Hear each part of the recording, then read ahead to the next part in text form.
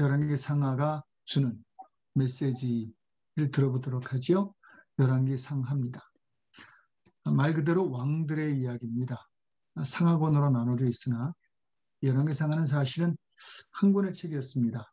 너무 길다 보니까 두 개로 나누자 해서 나누는데 제가 보기엔 조금 잘못 나눴습니다. 사실은 북이스라엘 이야기와 남유다의 이야기에서 조금 더 나눴어야 하는데 누군가 하여튼 이렇게 대략 나눴습니다. 이야기의 시작은 다윗 왕 이후로부터 시작이 됩니다. 솔로몬이지요. 다윗에서 솔로몬으로 왕위가 이전되면서 물려져지면서 벌어지는 사건에서 시작하는 이야기입니다. 그리고 왕들의 이야기로 이어지고 이제 마지막 두 개의 마지막을 각각 상하권은 아닌데 대략 이 두 권에서 다룹니다. 저자가 예레미야다라는 설이 있습니다만 모릅니다. 누가 썼는지 모르고요. 또 언제 썼는지도 모릅니다.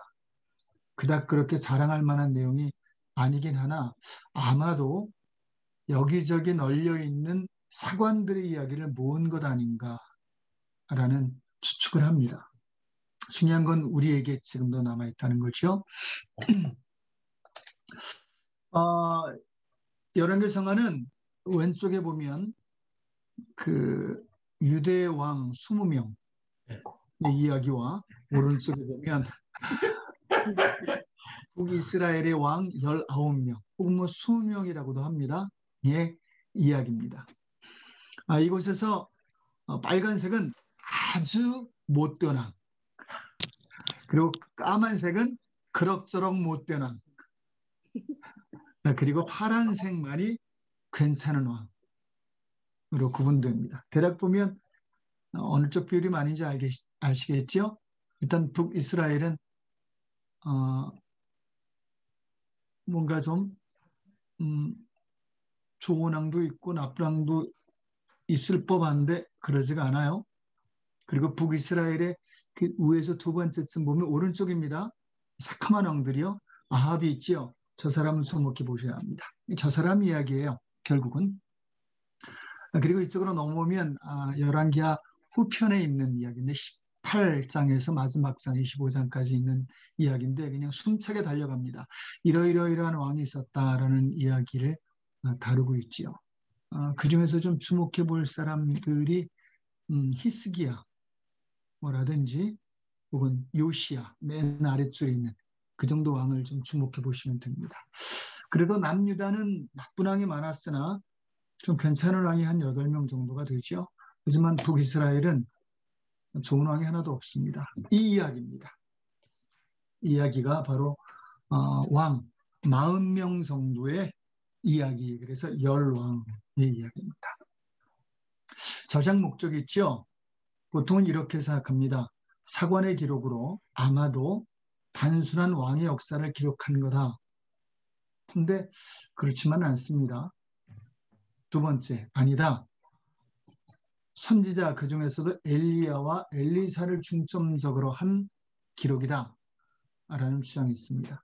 하지만 사실은 이 시대에 왕들이 존재하면서 그 왕들이 존재할 때 선지자가 없었던 경우는 없습니다. 늘 있었어요. 나중에 한번 일목요연하게 한 번만 탁 보여드리죠. 다 이렇게 연결해서 볼 거 아니니까 유명한 선지자들이 다 있었습니다. 포로 전, 포로 후로 나누는데 포로 전과 포로 후를 중심으로 한 선지자들이 쭉 있었습니다. 그 나중에 선지서 가서 보게 되고요. 역대 상하에 가서 보게 됩니다. 그래, 그들의 기록이다. 그들의 등장 이유와 활동을 보여준 거다. 라는 말도 있으나 사실은 아닙니다. 저장 목적은 이 한 가지예요. 오경으로 돌아가라입니다. 그 중에서도 신명기로 돌아가라라는 게 열왕기 상하의 교훈입니다. 심플하지요? 단순합니다. 더 정확히 말하면 지도자들이요. 오경으로 돌아가라. 근본으로 돌아가라. 기본으로 돌아가라. 라는 게 이 저장 목적입니다. 지금도 교회 지도자가 되는 사람, 될 사람들에게 열왕기 상하가 주는 교훈은 당신들은 열왕기 상하에 있는 교훈을 받아라. 즉 신명기로 돌아가라. 모세 오경으로 돌아가라. 라는 메시지를 주고 있는 겁니다. 이 교훈은 사실은 먼저 저에게 하는 교훈이 되겠습니다. 그리고 여러분들 중에 리더라면 여러분에게 해당되는 책입니다. 이 책을 보고 배워야 돼요.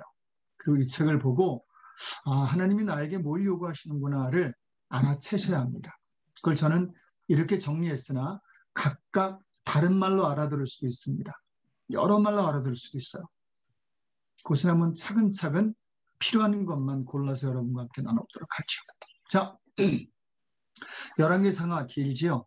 두 권의 책이고 원래는 한 권이었던 이 열왕기 상하의 개요, 흐름입니다. 분석인데 열왕기 상하는 이렇게 구성되어 있습니다. 먼저 1장에서 11장까지가 한 이야기입니다. 솔로몬의 이야기예요. 그 안에 열왕기 상하의 이야기가 다 들어있고요. 열왕기 상하의 시작과 결론이 다 들어있습니다. 솔로몬 한 명에게서 나머지 책이 증명되는 겁니다. 그래서 1장과 11장과 나머지입니다. 열왕기 상하는 이렇게 구분되어 있어요. 솔로몬의 이야기와 다른 왕들의 이야기입니다. 더 정확히 말하면 솔로몬과 다른 왕과 선지자들의 이야기가 되겠습니다. 그 나머지를 잠깐 보면 열왕기상 12장에서 열왕기하 17장까지는 북이스라엘 이야기입니다. 10지파가 뭉쳐서 한 나라를 이루었죠. 그리고 열왕기하 18장에서 25장까지 좀 위에보다는 짧은 이곳에서 남유다 이야기, 두 지파, 그러니까 유다와 베냐민 지파가 뭉쳐서 나라를 만든 두 나라의 이야기가 나머지입니다. 이것만 봐도 알겠지요? 여러분, 다윗이 한 일 중에 가장 중점적인 일, 위대한 일이 뭐였습니까? 예, 나라를 하나로 뭉친 겁니다. 어떻게 뭉친 나라예요, 그게?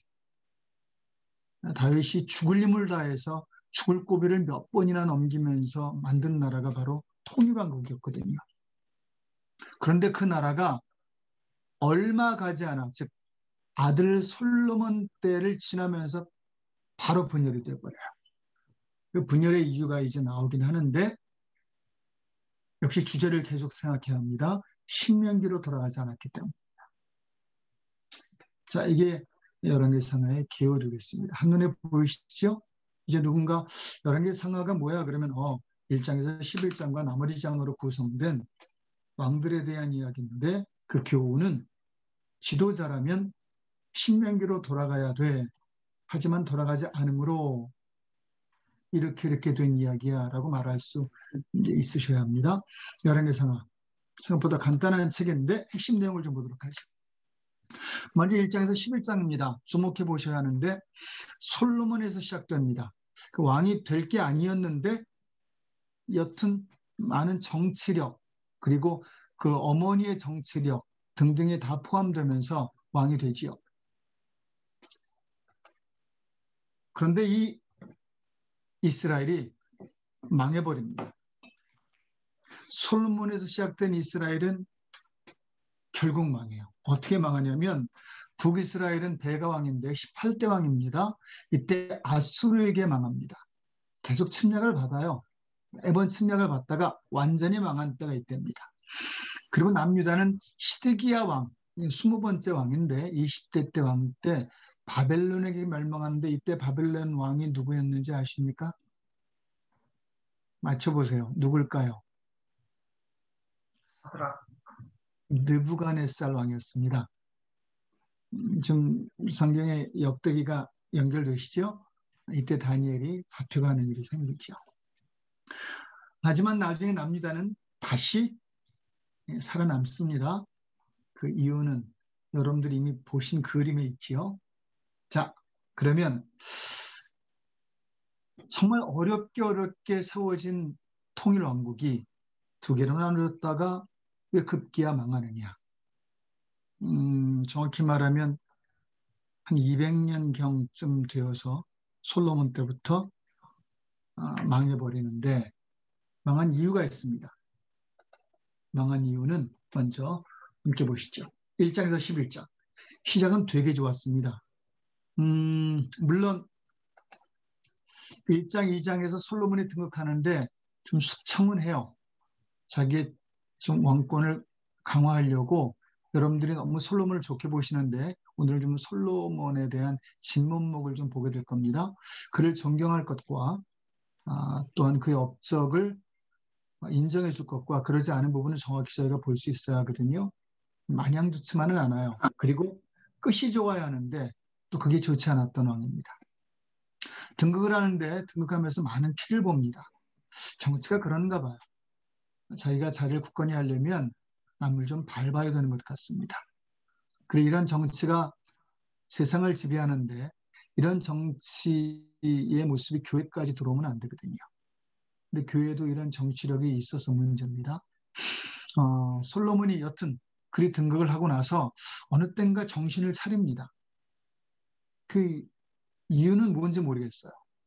그런데 아마 주변에 선지자의 역할이 있었을 거다라고 말도 하고 그가 또한 아버지의 가르침을 기억했나 보다라고도 합니다. 하지만 왜 그랬는지 정확히 나오진 않습니다. 어느 날 이 사람이 정신을 차리고 하나님을 만나게 됩니다. 그게 꿈이었는지 비전이었는지 모르나 하나님을 만나는 자리에서 하나님이 그에게 네가 지금 정신을 차렸구나. 그리고 뭘 해줄까라고 묻습니다. 그랬을 때 참 구할 거 많잖아요. 그죠? 그 진이의 램프를 만났을 때 뭘 구하는 것처럼 구할 게 있거든요.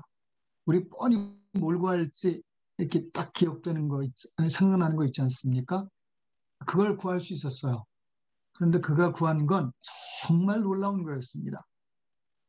그가 구하는 게 뭐냐면 백성을 제대로 심판할 수 있게, 즉 선악을 제대로 분별하고 누군가 억울하지 않은 재판을 할 수 있게 지혜를 주세요라고 지혜를 구하는 겁니다. 지혜가 중요한 게 아닙니다. 사람들이 그가 지혜의 왕이다, 지혜를 구했다 그러는데 지혜를 구한 이유가 중요한 겁니다. 그가 지혜를 구한 건 백성을 재판하기 위해서요. 즉 사람을 위한 겁니다. 그걸 구한 왕에게 하나님은 성전을 맡깁니다. 됐다. 그리고 그 왕이 이런 와중에 우리에게 보여주는 두 가지 사건이 있습니다. 첫 번째는 3장의 사건인데 거기 보면 이제 두 여인이 와서 이거 내 아이다, 아니다, 내 아이다라고 재판을 걸죠. 이게 유명한 얘기입니다. 이게 여기 나와요. 그러니까 솔로몬이 재판해 주지요. 뭐라고 재판하죠? 반으로 갈라라 이렇게 하죠. 그랬더니 진짜 엄마와 가짜 엄마가 나타나죠. 그럽시다 라는 엄마는 가짜였고 그냥 저희연을 주세요. 이게 진짜 엄마였죠. 아주 간단하나 그 당시 상황에서 보면 굉장한 지혜였습니다. 지혜가 그거 하나만 기록되어 있지만 사실은 그 솔로몬의 다른 열전에 보면 어마어마한 지혜의 판결들이 나옵니다. 그중에 대표적인 걸 여기서 썼을 뿐입니다. 너무 많으니까요. 그 재판과 8장에 그가 성전을 건축하고 한 기도가 있습니다. 그렇게 기도하는데 이건 역대 상하에도 나오는 기도입니다. 역대기에도. 그가 그렇게 기도합니다. 하나님, 저도 우리 백성도 이 성전의 덕을 보게 해주세요. 잘못된 거 있을 때 와서 기도하면 사해 주시고 필요한 거 있을 때 와서 기도하면 채워주세요. 모르는 것 있을 때 기도하면 알려주시고요. 우리에게 구원이 필요하면 오면 구원해 주세요. 다 조건부이긴 하나 성전의 역할에 대해 정확히 기도합니다. 헌데 그가 마지막 8장 41절에서 45절에 한 기도가 있습니다. 놀라운 기도예요. 그 당시에 할 수 없었던 기도를 이 왕이 합니다. 솔로몬의 진면목을 보여준 가장 좋은 면을 보여주는 하나님이 그에게 정말 기뻐했었을 그리고 기뻐했으셨던 기도였습니다. 이방인을 그 기도 제목에 넣어요. 그래서 이방인도 성전의 혜택을 보게 해주세요. 사실 그가 그 왕위를 백성들에게 빼앗길 수도 있는 기도 내용이 있습니다. 이스라엘은 선민 사상에 의해 이방인에 대한 생각은 없었거든요. 그들은 구원에 들어오면 안 되거든요. 성전에 발들이면 안 되거든요. 그런데 그가 이 기도를 한 겁니다. 위대한 기도죠. 성경의 기도 중에 가장 위대한 기도에 속합니다. 그 어떤 기도문보다, 어떤 기도 내용보다 대단한 기도로 시대적 상황을 놓고 본다면 1위예요. 넘버원입니다. 이런 기도 중에 하나님이 임재하시는데 어마어마한 임재를 하세요. 역대기에 보면 백성들이 하나님의 임재함에 온몸을 다 바닥에 깔았다. 어느 원문엔 다 쓰러졌다. 그래서 쓰러지는 사역도 여기서부터 시작됐다고 하는데 그런 일들이 기록될 정도로 하나님이 너무너무 좋아하셨어요. 여러분, 이 아이 재판과 이방인을 포함한 솔로몬의 기도에서 느껴지는 게 뭡니까? 사랑이에요. 이 이후에 9장에 하나님 말씀하십니다. 네가 법도와 율례를 지금처럼만 계속 지키면, 그게 왕의 기준이 되면 내가 네 나라를 영원하도록 할 거야. 그러니까 분열왕국은 사실은 이때 전혀 기미도 보이지 않았습니다. 이거 뭐 그런 일이 있을까? 그럴 정도였어요. 너무너무 좋았어요. 하나님도 기뻐하시고. 헌데 아주 빠르게 많은 기록을 삭제했겠으나 10장에서 11장까지 하나하나 신명기를 어겨가는 솔로몬의 모습을 기록합니다. 너무 돈을 추적하지 마 그랬는데 그는 그 일을 어겼고요. 이방인과 섞이지 마. 근데 1000명이나 아내를 뒀고요. 그리고 그 외의 사람은 점점 하나님의 명령을 어겨갑니다. 이게 이제 열왕기 상하에 계속 반복되고 아예 반복이 아니라 그냥 10장, 11장이 계속 다른 왕에게 나타난다라고 보시면 됩니다. 이후에 두 나라가 된 왕국들의 흥망성쇠의 근거가 좋은 왕과 나쁜 왕이 됩니다. 그러면 좋은 왕은 뭐고 나쁜 왕은 누구냐? 기준이 있어요. 신명기에서 한 기준을 예수님이 말씀하신 게 있는데 뭔지 아세요 혹시? 사람들이 신명기에서 말한 하나님의 계명 중에 최고의 계명이 뭡니까? 그랬더니 예수님이 신명기를 딱 2개로 요약하셨어요. 뭐지요? 혹시 아십니까? 우상을 아세요? 만들지 말라. 예? 우상을 만들지 말라. 예, 그것도 한쪽에 들어갑니다. 또요? 청종하라? 하나님을 나만 나만 섬겨라. 섬기지 말라. 오케이, 그 모든 겁니다. 딱 2가지예요. 예, 하나님을 예수님 사랑. 그렇죠. 하나님 사랑, 이웃 역시 사랑. 예. 예. 역시 지금 누가 먼저 운을 띄우셔서 누군가 그걸 따라하셨는데 역시 훌륭한 대답을 한국에서 오신 분이 하셨습니다. 감사합니다. 그리고 또 다른 분이 함께 하셨는데 2가지예요. 하나님을 경외하냐 이걸 사랑으로 표현했어요.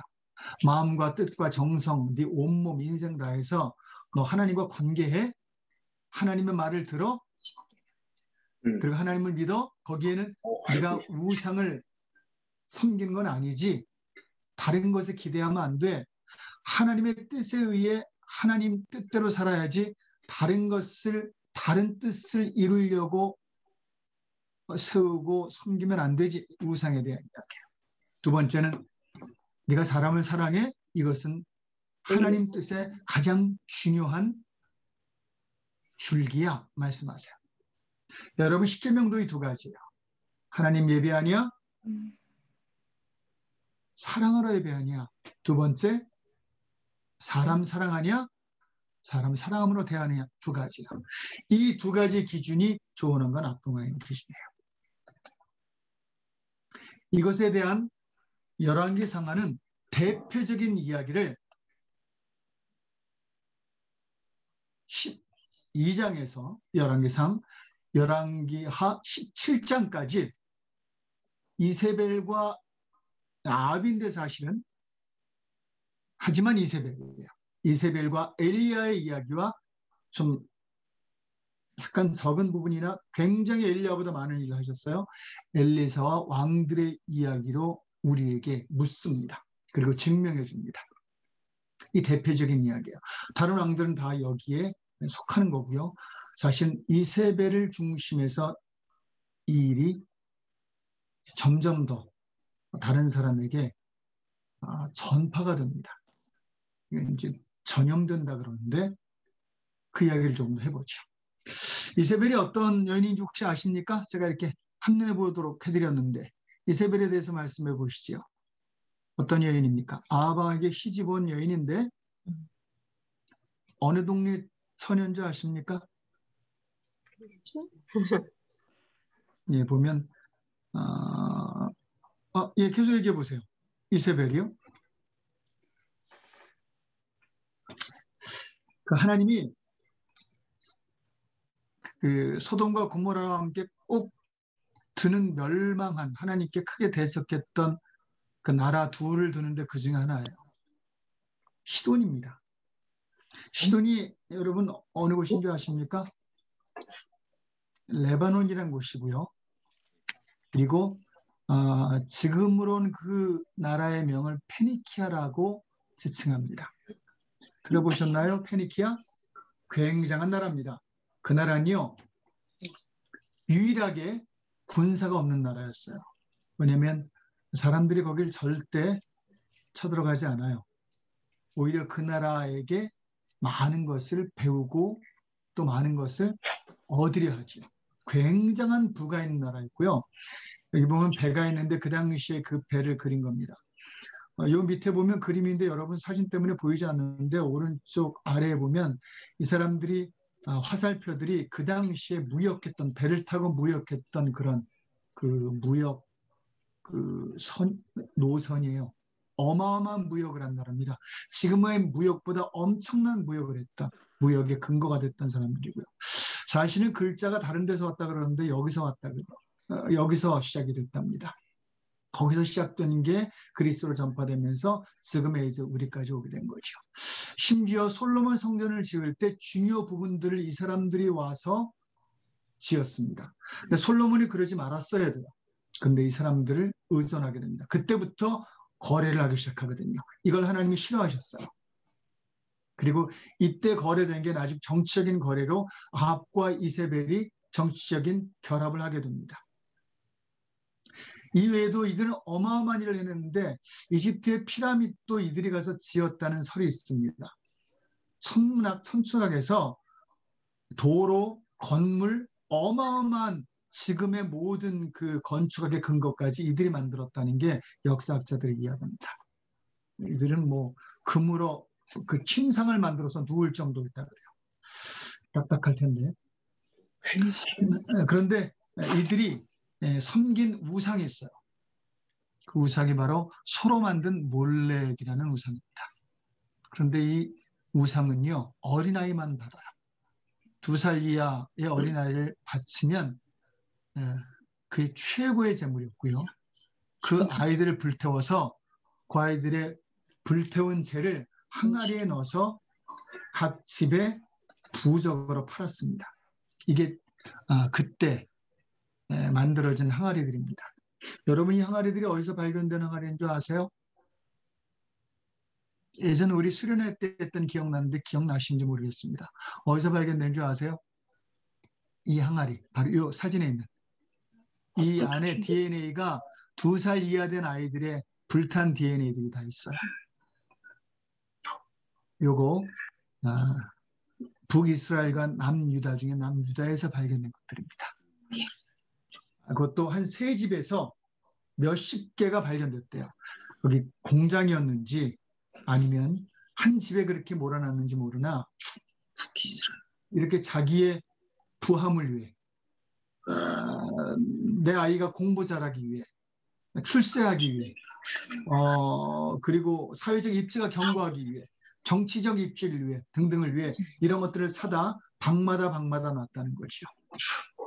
이 우상이 이스라엘을 100년을 넘게 지배하게 됩니다. 하나님이 이거 뭐 용서하시겠어요? 근데 여러분 잘 보세요. 이거 말도 안 되는 일 같은데 이스라엘 사람들이 이렇게 했습니다. 왕들부터 이렇게 했어요. 아합이 그 중심에 있었으나 그 전부터 이것이 시작됐던 일입니다. 여러분 왜 이랬겠습니까? 그 답을 속으로 한번 내려보세요. 왜 못된 짓을 했을까? 이런 끔찍한 짓을 했을까? 여러분 답 아세요. 그죠? 그 답을 나중에 여러분들과 함께 나눠보도록 하죠. 여기 안 줘. 무슨 예. 그러면 이제 이세벨이 어떤 일들을 했는지 대표적인 기록을 한번 보죠. 한마디로 이세벨은 신명기를 거역합니다. 아주 정확하게 밝혀요. 먼저 열왕기상에 결혼하고 나서 오자마자 산당을 지어요. 아합이 바보지요. 근데 이세벨이 어떤 여인이었는지 모르는데 그냥 이세벨의 말을 잘 들어요. 결혼하면 남자들은 여자 말 잘 듣지요? 여러분들도 잘 듣지 않습니까? 예. 박사님이 끄떡거리시는데 저도 동의가 됩니다. 그리고 나서 백성들이 그 산당에 가 제사를 드리기 시작합니다. 이유는 여러분 아까 생각했던 그 이유 때문이에요. 뭐겠습니까? 이것을 하나님이 보다 못해 야 도저히 안 되겠다. 그래 그 유명한 엘리야를 통하여 비를 멈춥니다. 하늘을 닫지요. 몇 년 뒤에 다시 이제 비가 오는데 18장에 이세벨이 이렇게 해? 그래서 여호와의 선지자들을 사륙하고요. 이들이 도망하고요. 어떤 선지자는 이 사람들을 숨겨주고요. 50명, 100명씩 숨겨주는 그런 사람도 있었습니다. 엘리야도 도망 다니다가 결국은 하나님의 명령에 의해 전면전을 나서게 되는 그런 일이 생기는데 그게 바로 18장의 제사 대결입니다. 850명과 이제 한 명이 싸우는 그런 제사 대결을 하게 되죠. 그리고 이제 나중에 도망도 하게 되고 다시 또 찾아오게 되는 그런 일들이 벌어지는데 이런 일들을 이세벨이 합니다. 그런데 여러분 아세요? 아합이 죽은 후에도 20여 년을 훨씬 더 살다가 남유다의 왕 중에 예후라는 왕에 의하여 죽게 됩니다. 아합이 죽은 후에도 굉장히 오래 살아요. 여러분 왜 그렇겠습니까? 다시 여러분에게 질문한 왜 사람들이 산당에 가서 몰래게 제사를 드렸겠습니까? 왜 아이를 태워가며 몰래게 제사를 드렸겠습니까? 자기 아이를 드리지 못하니까 남의 아이를 돈 주고 사다가 드렸대요. 그리고 아이를 유괴에다가 드렸대요. 왜 이런 제사를 드렸을까요? 그리고 이 여인이 왜 이렇게 오래 살았을까요? 그 이유가 뭐겠습니까? 계속 생각해 보십니다. 이 여인에게 독특한 사건이 하나 나옵니다. 열왕기상 21장의 벼랑간에 나봇이라는 사람의 포도원을 이세벨이 뺏어서 자기 남편에게 주어요. 그런데 그냥 뺏은 게 아니라 이 사람을 모함해서 돌 맞아 죽게 합니다. 언론을 활용한 거죠. 지금하고 똑같아요. 그리고 그 포도원을 아합에게 뺏으러 가세요. 그래서 뺏게 합니다. 여러분 여기에 두 가지 뭐가 있지요? 신명기를 거역한 다 있죠. 하나님을 경외하지 않고 사람을 섬기지 않은 이 사건. 나봇의 사건이 벼랑간의 21장에 들어가는 거죠. 그런데도 이 여인은 참 오래 살아요. 그리고 오랫동안 지지를 받습니다. 막판은 아니었는데 왜 그럴까요? 이게 이스라엘의 멸망의 이유고요. 바로 이러한 같은 이유로 이 여인을 오랫동안 살려뒀던 왕들이 이 여인을 서포트하고 함께했다는 거예요. 자, 그러면 하나님이 선지자 엘리야와 엘리사를 통해서 보여준 일이 있습니다. 신명기를 보여주시는데, 즉 이들에게 나타난 여러 사건들이 있습니다. 여러분 혹시 어떤 사건이 있었는지 말씀해 보실래요? 엘리야와 엘리사, 대중 없이 말씀하시겠습니다. 어떤 일이 있었죠? 그냥 순서 없이 말씀해 보십시오. 엘리야, 엘리사, 어떤 일들이 있었습니까? 가뭄이 있었는데 비가 내려오게 하고, 물이 없었는데 물을 마시게 하고, 예. 하늘에서 천둥이 쳐 불이 타게 하고, 예. 죽은 사람을 살리게 하고 예. 뭐 여러 가지 있죠. 예, 뭐 나이든 부부가 아이를 낳게 한다든지 그 얘기는 안 하시네요. 굉장한 기적인데 또한 도끼가 물에서 뜨기도 해요. 여러. 그다음에 먹지 못하는 물에다가 소금을 푸니까 먹는 물이 되고요. 또 그게 밭에 줄 수 있는 물도 되고요. 등등. 자, 그 중에 몇 가지를 한번 봤습니다. 사렙과 과부의 얘기는 너무 유명한 이야기지요. 그 나 줘, 나 먹고, 그리고 남이 먹고 죽을 걸 얻어먹고 계속 살게 하죠. 이 가족을 계속 돌봅니다. 나중 보면. 아까 말씀하신 대로 불을 내리는 놀라운 일을 하게 되죠. 도망갔었는데 또 이를 살려서 다시 보내지요. 도망간 사람을 살겠다고 하는 사람을 다시 그곳으로 보내요. 왜일까요? 나중 그 유명한 승천하는 사건이 있습니다. 그리고 그 밑에 딱 봐도 엘리사인 줄 알겠죠? 왜입니까? 딱 보면 내 머리를 보면 엘리사인 줄 압니다. 예. 저는 엘리사를 굉장히 존경합니다. 저 사람은 어마어마한 사람입니다. 네. 저 사람이 이제 겉옷을 받고요. 저 겉옷으로 또 물을 치니까 물이 갈라지고요. 그래서 내가 능력을 받았구나를 알게 됩니다. 뭐 그 이후에도 굉장한 일들 하는데 여러분 이거 암콤이 아이들을 죽이는 일입니다. 이유가 뭐였죠? 엘리사를 놀렸어요. 이거 보고 너무하다. 이게 애들 놀릴 수 있지. 근데 그게 아니에요. 본문에 보면 젊은 청년들이에요. 애들이 아니라. 그리고 여호와의 선지자와 사람 경시 사상을 보여주는 태도였어요. 그래서 그들을 너희들이 사람을 경시해? 하나님을 믿는 사람은 사람을 존중해야 되는데 너희들 아니구나. 대표적으로 보여준 사건입니다. 설마 뭐 머리 벗겨진 그 선지자 놀렸다고 그것 때문에 암콤이 죽겠습니까? 그건 뭐 제가 바라는 바이나 그건 하나님의 뜻은 아닙니다. 다른 거였어요. 사람 경시였어요. 그리고 그 유명한 나만을 낫게 하죠. 적국의 사람인데도 낫게 하죠. 정치적으로도 나중에 굉장한 일을 하게 됩니다. 그 외에 군대가 잡으러 왔는데 눈을 띄어서 게하시에게 하늘의 천군 천마를 보여줍니다. 불말이라고 표현됩니다. 자, 이런 모든 일들에 다 섞어보면 딱 두 개로 나눠요. 하나님을 경외할 때 나타났던 일, 하나님을 제대로 믿을 때 나타났던 놀라운 일들과 그리고 그가 한 모든 세세한 일은 참 재밌어요. 나라를 위해서 어마어마하게 일한 사람이 그 일만 기록한 게 아니라 별것 아닌 한 가정, 노부부, 그냥 굶어 죽을 아이와 엄마, 대의를 위해서는 별거 아니잖아요. 그렇게 여겨지는 사람들. 또 그들 중에 아이가 하나 죽으니까 또 찾아가요. 또 아이를 위해서 기도하니까 아이가 또 살아나요. 이걸 죄송합니다 이렇게 말하면 안 되지만 애프터 서비스까지 해요. 아이 낳게 하고 또 살게 하고 또 살려주고.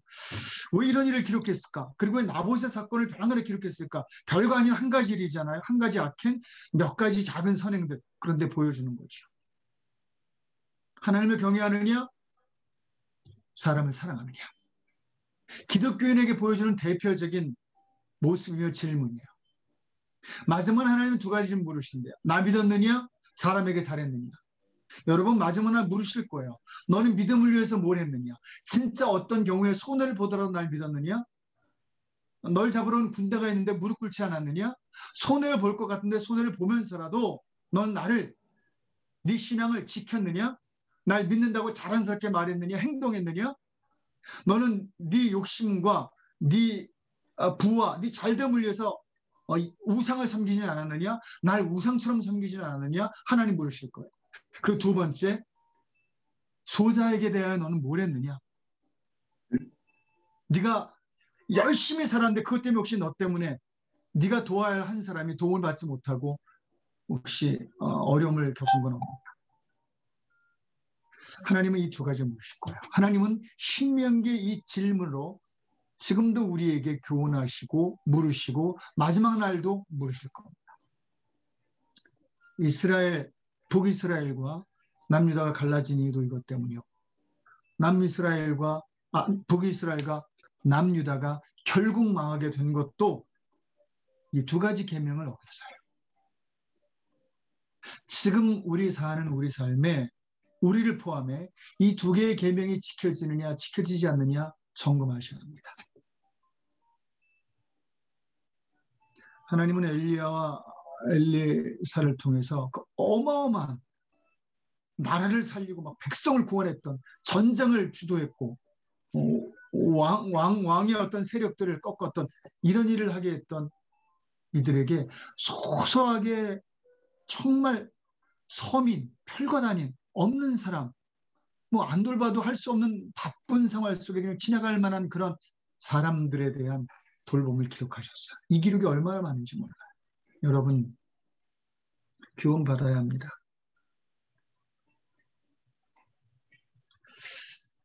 여러분, 그런데 이 이세벨의 신명기를 깨트리는 우상을 섬기고 사람을 함부로 여기고 내 재산 축적을 위해 신앙도 하고 남도 짓밟는, 내가 인정받고 혹시 나에게 누군가 좀 이렇게 그 마음의 상처를 주거나 나를 힘들게 하면 끝까지 복수하고 이러는 기본적인 남유다와 북이스라엘의 일들이 남유다에까지 영향을 미치는데 거기에 이런 구절이 있어요. 열왕기하 17장 19절에 유다도 북이스라엘 사람들이 만든 관습을 행했다. 그대로 행한 거예요. 여러분 어떻게 이렇게 될 줄 아세요? 혹시 열왕기 상하를 읽으시면서 이거 찾아내셨나요? 못 찾아내셨을 거예요. 여러분 남유다의 7대 왕 아달랴 왕이라고 했는데 누군지 아십니까 혹시? 아합달. 예? 아합달. 아니 어떻게 우리 교회 식구들은 한 분도 대답 안 하는데 정확하게 제자가 한 분 대답하셨습니다. 맞아요. 아합의 딸입니다. 누구의 딸이죠 결국은? 이세벨의 딸이에요. 왜 이세벨이 오래 살았는지 아시겠죠? 아달랴가 왕입니까? 계속 대답해주세요. 왕비. 7대 왕이에요. 예. 6대 왕의 왕비예요. 아하시아라는 왕의 왕비였습니다. 그러니까 그쪽으로 이세벨이 시집을 보낸 거예요. 그리고 1년 뒤에 이 여인이 왕이 돼서 6년 동안 다스려요. 여러분 뭘 말합니까? 이세벨의 영향력이 계속 이어지는 거지요. 그러니까 다른 나라까지 가는 거예요. 그리고 남유다는 배반과 또 우상과 또 사람들을 함부로 하는 그러한 신명기를 거역하는 일들이 계속되다가 멸망하게 됩니다.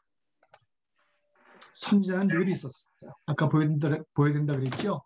모든 왕에게 선지자는 계속 있었습니다. 그런데 왕들은 이들의 말을 듣지 않았어요. 그나마 이들의 말을 든 몇 명의 왕들로 인해서 겨우 그 나라가 유지됐습니다.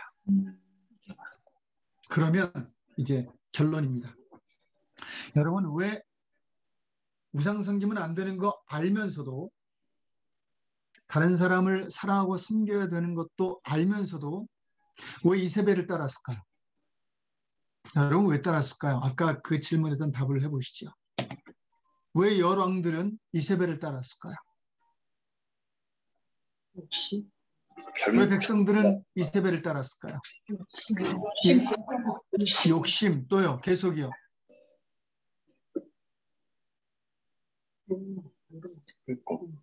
계속이요. 안 보이는 하나님보다는 보이는 뭔가가 더 섬기기가 보이는 쉽기 뭔가가 때문에. 그럴 수도 있습니다. 또 한 번만 더 들어볼까요? 왜일까요? 왜였을까요? 훈련이 없었어요. 신앙의 훈련이 없었습니다. 그것도 맞습니다. 다 포함해서 그 시작이 뭔지 아세요? 부러워서요. 저 생각이 났다. 걔가 돈이 많아서. 예, 이세벨이 잘 살았잖아요. 이세벨이 얼마나 잘 살았습니까? 그 잘 사는 나라에서 와서 말하는 것이요. 야, 니들 이렇게밖에 못 살아? 이렇게 살면 계속 있게 살아야 돼. 야, 하나님이 시킨 거 그거 아닌 거야. 너 세상 가서 이렇게 살아봐. 여러분 그런 말 듣지 않아요? 꼭 그렇게 믿어야 돼? 꼭 그렇게 주의를 지켜야 돼? 야, 꼭 그렇게 신앙의 양심을 가지고 그렇게 사는 게 그게 네가 잘 되는 거야? 네 자식들은 어떡하라고? 이런 얘기들이 우리 삶 속에서 이세벨의 언어로 계속 돌아가는 거야. 이세벨의 충고와 언어와 도전은 지금도 계속돼요. 이게 남유다까지 이어진 겁니다. 아달리아는 돈 많았겠네. 여러분, 기독교인이 핍박에도 이기고요. 고난도 견딜 수 있어도 이상하게 부러우면 져요. 요새 얼마나 뭐 비트코인이니 뭐니 뭐 얼마나 이 투기에 대해서 투자라고 하는 투기에 대해서 얼마나 많은 그 도전들이 있는지 모릅니다. 때로는 막 미혹까지 있어요. 그런데 잘하면 좋은데 너무 확 일어나요. 생각을 해봐야 됩니다. 그게 나쁘다는 게 아니라 그리스도인으로서 우리는 어떤 기준을 가지고 있나 생각해봐요. 이세벨이 이렇게 오래 살고 결국은 하나님의 사람에 의해 죽었지만 그렇게 위세를 당당하게 부릴 수 있었던 이유, 추앙을 받아요. 여러분 생각해 보십시오. 세상이 교회를 추앙합니까? 교회가 세상을 추앙합니까? 믿는 사람이 세상 사람들을 부러워하고 카피합니까? 아니면 그 사람들이 우리의 삶을 카피하고 있습니까? 우리가 남유다일까? 북이스라엘일까? 다윗 왕국일까? 솔로몬 이후의 두 분열 왕국일까? 생각해 봐야 합니다. 그래도 남유다를 선택하신 이유가 있어요. 마지막에 보면 남유다의 왕을 바벨론 왕에 돌려보냅니다. 그리고 남유다는 이제 정통 이스라엘이 되고요. 북이스라엘은 어떤 땅이 되는 줄 아세요? 사마리아 땅이 됩니다. 그 이후에도 계속 천대를 받는 땅이 되지요. 자, 그러면 남유다를 선택한 이유가 뭡니까? 딱 한 가지입니다. 선지자의 말을 청종한 몇 명의 좋은 왕이 있었기 때문입니다. 그나마 그 영향 때문에 이들이 하나님을 경험하고 개혁을 경험하고 그런 와중에도 하나님께로 돌아갈 수 있는 사람이 됐던 것이요. 여러분 열왕기상하가 여러분에게 주는 교훈 잘 받으셨나요? 이제 열왕기상하의 교훈은 이제 왕을 주목하다가 역대기, 나라를 주목하는 책으로 이어집니다. 다음 주 김태준 목사님이 또 해주셨으면 좋겠으나 김태준 목사님 한 달에 한 번씩 저희가 뵙기로 했기 때문에 다음 주 역대기를 함께 볼 텐데 질문 있으신가요? 만일에 북이스라엘이 하나님의 말씀을 청종했다면 그러면 하나님은 북이스라엘을 택하셨겠죠? 당연하지요. 하나님은 누구를 정해놓지 않습니다. 어떻게 하는가에 대하여 결정되기 때문에 예수님이 십자가에 달려 죽으셨다고 온 인류가 구원받는 건 아닙니다. 온 인류가 구원받기를 계획하시고 바라시는 거죠. 그 구원의 계획은 반응하는 우리에게 달려있는 거죠.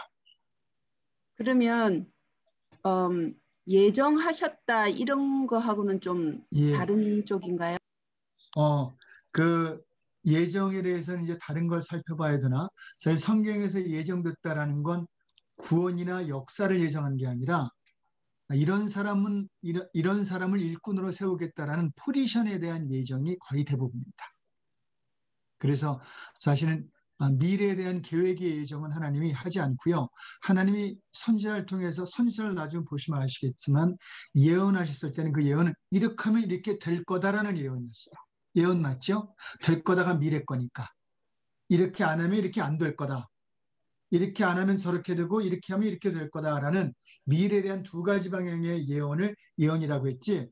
너희가 흘러가면서 이런 일 때문에 북이스라엘을 선택 안 하고 남유다를 선택할 거다. 이런 예언은 하나님이 하시진 않습니다. 왜냐하면 거기에는 우리의 반응이 주요하기 때문이죠. 또 다른 질문 있으신가요? 없으시면 함께 기도했으면 좋겠습니다. 오늘 한 3가지 정도만 짧게 기도하죠. 1분씩만 기도하겠습니다. 먼저 오늘 말씀 놓고 기도합니다. 하나님이 10왕들을 통해 여러분을 교훈하십니다. 여러분 그거 아세요? 여러분들이 왕 같은 존재라는 거예요. 그러니까 왕들을 들어서 교훈하시지요. 하나님이 여러분들이 왕 같은 영향력을 가진 사람들이라고 말해요. 여러분 그냥 인생이 아닙니다. 오늘 여러분에게 하나님은 엘리야를 통해, 엘리사를 통해, 그리고 솔로몬을 통해 열왕들의 이야기를 통해 말씀하십니다. 모세오경으로 돌아가자. 법도와 규례를 지키자. 하나님을 경외하고 무서운 줄 알고 하나님을 제대로 믿고 믿으려 노력하고 투자하고 그리고 사람 사랑하는데 너의 삶을 나누어라 라고 말씀하세요. 그 주의 뜻이라고 말합니다. 이 시간 이 열왕기 상화를 통하여 주시는 교훈을 저희가 기도함으로 하나님 저희가 열왕들의 했던 사적을 저희가 거부하고 거절하고 다시 모세오경으로 돌아오기를 원합니다. 기도하지요.